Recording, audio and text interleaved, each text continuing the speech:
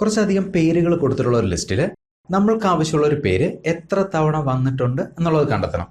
അതുപോലെ തന്നെ കുറച്ചധികം സംഖ്യകൾ കൊടുത്തിട്ടുള്ള ഒരു ലിസ്റ്റിൽ നമ്മൾ പറയുന്ന ഒരു സംഖ്യയേക്കാൾ വലിയ സംഖ്യകൾ എത്രയുണ്ട് എന്നുള്ളത് കണ്ടെത്തണം. ഇങ്ങനെയുള്ള കാര്യങ്ങൾക്ക് വേണ്ടി ഡിസൈൻ ചെയ്യപ്പെട്ടുള്ള സ്പ്രെഡ്ഷീറ്റ് ഫംഗ്ഷനാണ് കൗണ്ടിഫ് ഫംഗ്ഷൻ. എക്സലിലും ഗൂഗിൾ ഷീറ്റ്സിലും കൗണ്ടിഫ് ഫംഗ്ഷൻ ഉണ്ട്. ഗൂഗിൾ ഷീറ്റ്സിലെ കൗണ്ടിഫ് ഫംഗ്ഷൻ അഥവാ കൗണ്ടിഫ് ഫോർമുല എങ്ങനെയാണ് ഉപയോഗിക്കുന്നത്, എന്തിനാണ് ഉപയോഗിക്കുന്നത്, ഈ രണ്ട് കാര്യങ്ങളാണ് ഈ വീഡിയോയിൽ നമ്മൾ ഡിസ്കസ് ചെയ്യുക. നമ്മൾ സ്പെസിഫൈ ചെയ്യുന്നൊരു കണ്ടീഷൻ സാറ്റിസ്ഫൈ ചെയ്യുന്ന സെല്ലുകളുടെ എണ്ണം കണ്ടെത്താനായിട്ടാണ് ഗൂഗിൾ ഷീറ്റ്സിലെ കൗണ്ടിഫ് ഫംഗ്ഷൻ ഉപയോഗിക്കുന്നത്. ഉദാഹരണത്തിന് ഈ കാണുന്ന സെല്ലുകളിൽ ആപ്പിൾ എന്ന വാക്കുള്ള എത്ര സെല്ലുകൾ ഉണ്ടെന്നുള്ളത് കൗണ്ടിഫ് ഫംഗ്ഷൻ ഉപയോഗിച്ച് എങ്ങനെയാണ് കണ്ടെത്തുന്നത് നോക്കാം.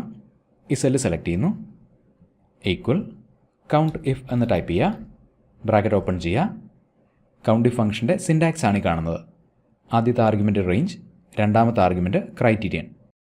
ഇവിടെ ആപ്പിൾ എന്ന വാക്കുള്ള സെല്ലുകളുടെ എണ്ണമാണ് നമുക്ക് കണ്ടെത്തേണ്ടത്. സോ ആപ്പിൾ എന്ന വാക്കാണ് ഇവിടുത്തെ ക്രൈറ്റീരിയൻ. ആപ്പിൾ എന്ന ക്രൈറ്റീരിയൻ ഇവാലുവേറ്റ് ചെയ്യേണ്ടത് ഈ കാണുന്ന സെല്ലുകളിലാണ്. സോ ഈ കാണുന്ന സെല്ലുകളാണ് റേഞ്ച് എന്ന ഒന്നാമത്തെ ആർഗ്യുമെൻറ്റ്. റേഞ്ചിന് വേണ്ടി ഈ കാണുന്ന സെല്ലുകൾ സെലക്ട് ചെയ്യുന്നു, കോമ, രണ്ടാമത്തെ ആർഗ്യുമെൻറ്റ് ക്രൈറ്റീരിയൻ. ആപ്പിളാണ് ഇവിടുത്തെ ക്രൈറ്റീരിയൻ. ആപ്പിൾ എന്ന വാക്ക് ഡബിൾ കോട്ട്സിനുള്ളിൽ ടൈപ്പ് ചെയ്ത് കൊടുക്കുക, double quotes apple double quotes, bracket close ചെയ്യുക, എൻ്റർ. നോക്കുക, ഫോർമുല 4 എന്ന സംഖ്യ റിട്ടേൺ ചെയ്തു. കാരണം ഇവിടെ 4 സെല്ലുകളിൽ ആപ്പിൾ എന്ന വാക്ക് കാണാൻ സാധിക്കും. ഇനി ഗ്രേപ്പ് എന്ന ഈ വാക്കിനെ ആപ്പിൾ എന്ന വാക്കുകൊണ്ട് റീപ്ലേസ് ചെയ്യുന്നു. നോക്കുക, അതിനനുസരിച്ച് ഫോർമുല റിട്ടേൺ ചെയ്യുന്ന റിസൾട്ട് അപ്ഡേറ്റ് ചെയ്യപ്പെട്ടു. ഈ വാല്യൂസ് ഞാൻ ഡിലീറ്റ് ചെയ്യാണ്. വീണ്ടും ഫോർമുല റിട്ടേൺ ചെയ്യുന്ന റിസൾട്ട് അപ്ഡേറ്റ് ചെയ്യപ്പെട്ടാൽ കാണാം. ഇനി ആപ്പിൾ എന്ന വാക്കിന് പകരം ഗ്രേപ്പ് എന്ന വാക്കുള്ള സെല്ലുകളുടെ എണ്ണമാണ് വേണ്ടതെങ്കിൽ ഫോർമുലയിൽ ആപ്പിൾ എന്ന വാക്കിന് പകരം ഗ്രേപ്പ് എന്ന വാക്ക് ഉപയോഗിക്കുക. നോക്കുക, ഫോർമുല 2 എന്ന സംഖ്യ റിട്ടേൺ ചെയ്തു. അതായത് ഇവിടെ 2 സെല്ലുകളിൽ ഗ്രേപ്പ് എന്ന വാക്ക് കാണാൻ സാധിക്കും.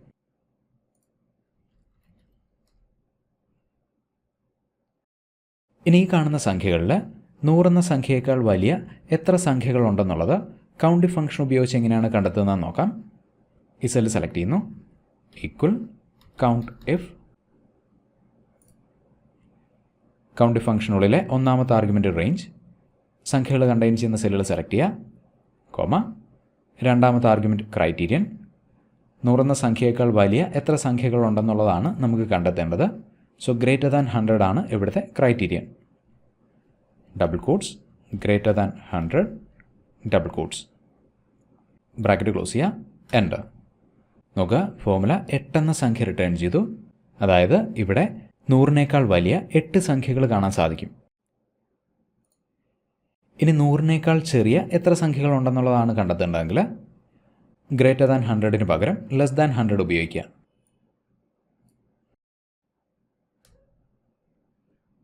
നോക്കുക, 100-നേക്കാൾ ചെറിയ 3 സംഖ്യകളാണ് ഇവിടെ ഉള്ളത്.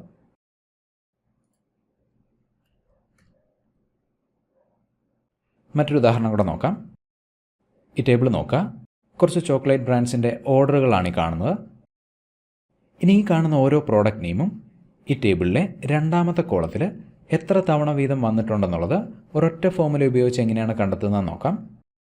മാർസ് എന്ന പ്രോഡക്റ്റ് ഈ ടേബിളിലെ രണ്ടാമത്തെ കോളത്തിൽ എത്ര തവണ വീതം വന്നിട്ടുണ്ട് എന്നുള്ളത് കണ്ടെത്താനായിട്ട് ഈ സെല്ല് സെലക്ട് ചെയ്യുന്നു, equal count if, bracket open ചെയ്യുക. ഒന്നാമത്തെ ആർഗ്യുമെൻറ്റ് റേഞ്ച്. ഇവിടെ ക്രൈറ്റീരിയൻ മാർസ് എന്ന പ്രോഡക്റ്റാണ്.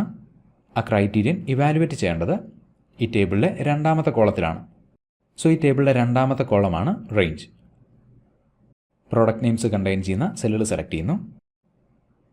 ഇനി ഈ സെൽ റെഫറൻസിനെ അബ്സല്യൂട്ട് റെഫറൻസ് ആക്കി മാറ്റാനായിട്ട് കീബോർഡിലെ F4 എന്ന ഫംഗ്ഷൻ കീ പ്രസ് ചെയ്യുക, F4. നോക്കുക, സെൽ റെഫറൻസുകൾക്കിടയിൽ $സൈൻ ആഡ് ചെയ്യപ്പെട്ടു. അതായത് സെൽ റെഫറൻസ് അബ്സല്യൂട്ട് റെഫറൻസ് ആയിട്ട് മാറി. ഈ ടെക്നിക്കിനെ കുറിച്ച് കൂടുതൽ അറിയാനായിട്ട് അബ്സല്യൂട്ട് മിക്സഡ് റിലേറ്റീവ് റെഫറൻസുകളെക്കുറിച്ച് ഞാൻ ചെയ്ത വീഡിയോ ഒന്ന് റെഫർ ചെയ്യുക, കോമ, രണ്ടാമത്തെ ആർഗ്യുമെൻറ്റ് ക്രൈറ്റീരിയൻ. മാർസാണ് ഇവിടുത്തെ ക്രൈറ്റീരിയൻ. ഈ സെല്ല് സെലക്ട് ചെയ്യുന്നു, എൻ്റർ. നോക്കുക, ഫോർമുല 5 എന്ന സംഖ്യ റിട്ടേൺ ചെയ്തു. അതായത് മാർസ് എന്ന പ്രോഡക്റ്റ് നെയിം ഈ ടേബിളിൽ 5 തവണ കാണാൻ സാധിക്കും. അതോടൊപ്പം ഈ ഫോർമുല താഴെയുള്ള സെല്ലുകളിലേക്ക് കോപ്പി ചെയ്യുന്നതിനായിട്ട് ഗൂഗിൾ ഷീറ്റ്സ് സജസ്റ്റ് ചെയ്യുന്നുണ്ട്. ഈ ഫോമുല താഴോട്ടുള്ള സെല്ലുകളിൽ കോപ്പി ചെയ്യണമെങ്കിൽ കൺട്രോൾ എൻ്റർ പ്രസ് ചെയ്യാം. ഈ കാണുന്ന ടിക്ക് ബട്ടണിൽ ക്ലിക്ക് ചെയ്ത് കഴിഞ്ഞാലും ഫോമുല താഴോട്ടുള്ള സെല്ലുകളിലേക്ക് കോപ്പി ചെയ്യപ്പെടും. ഇനി ഫോമുല താഴോട്ടുള്ള സെല്ലുകളിലേക്ക് കോപ്പി ചെയ്യേണ്ടെന്നുണ്ടെങ്കിൽ ഈ കാണുന്ന ക്രോസ് ബട്ടണിൽ ക്ലിക്ക് ചെയ്യാം. ഞാൻ ഈ കാണുന്ന ബട്ടണിൽ ക്ലിക്ക് ചെയ്യുന്നു. നോക്കുക, ഫോമുല താഴേക്ക് കോപ്പി ചെയ്യപ്പെട്ടു. ഈ സെല്ലിൽ ബൗണ്ടിക്ക് പകരം ഗാലക്സി എന്ന പേര് ഉപയോഗിക്കുകയാണ്.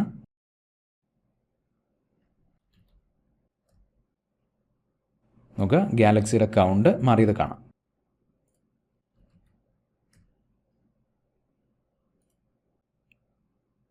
ഒരൊറ്റ കണ്ടീഷൻ ചെക്ക് ചെയ്ത് കൗണ്ട് റിട്ടേൺ ചെയ്യാനായിട്ടാണ് കൗണ്ടിഫ് ഫംഗ്ഷൻ ഉപയോഗിക്കുന്നത്. ഒന്നിലധികം കണ്ടീഷൻസ് ഉണ്ടെങ്കിൽ അവിടെ നമ്മൾ കൗണ്ടിഫസ് ഫംഗ്ഷനാണ് ഉപയോഗിക്കേണ്ടത്. ഗൂഗിൾ ഷീറ്റ്സിലെ കൗണ്ടിഫസ് ഫംഗ്ഷനെ കുറിച്ച് പിന്നീട് ഒരു വീഡിയോയിൽ നമുക്ക് ഡിസ്കസ് ചെയ്യാം. അതുവരേക്കും thank you for watching and wish you A great day.